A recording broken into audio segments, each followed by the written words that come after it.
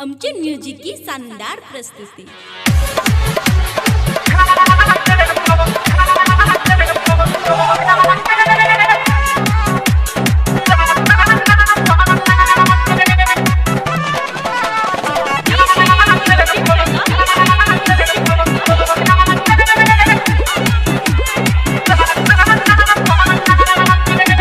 Star digital recording studio Patna.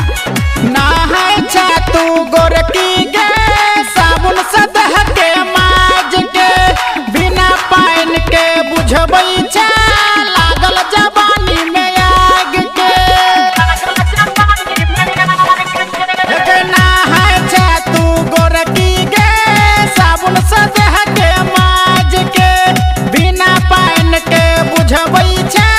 लागल जवानी में आग के एहन कपड़ा ने पेर कोई दे तो गे छेड़ एहन कपड़ा ने पेर कोई दे तो गे छेड़ अब छा तू पोखर से नहा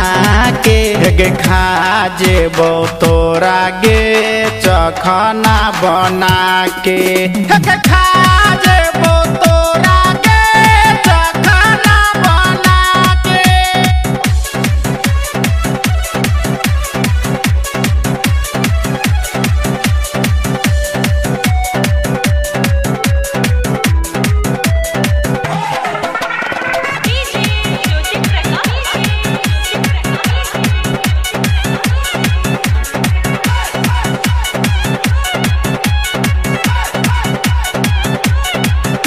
गे सूखल जाए छे तू गे गोरिया पाइन पर छो जर में डाले वाला ने छो गोरिया तोरा हे गए घर में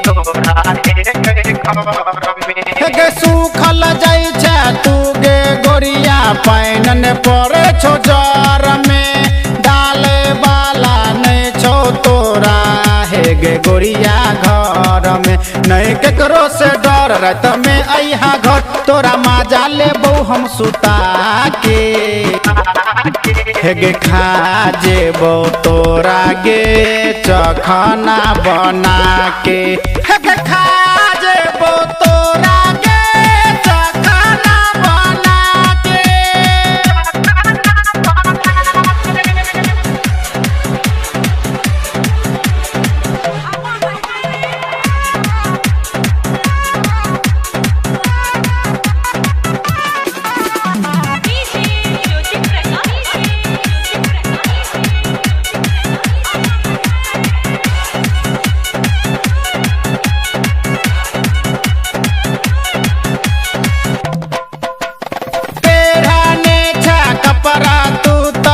गोरिया एक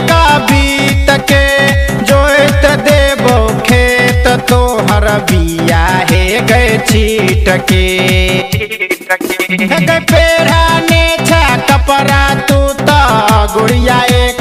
बीत के जोत देबो खेत तोहर बिया हे गए छीट के देह में लागल आग के जेबो भग गुरु शरण मजा ले तो पाटा के हे गे खा जेबो गोरिया गे चखना बना के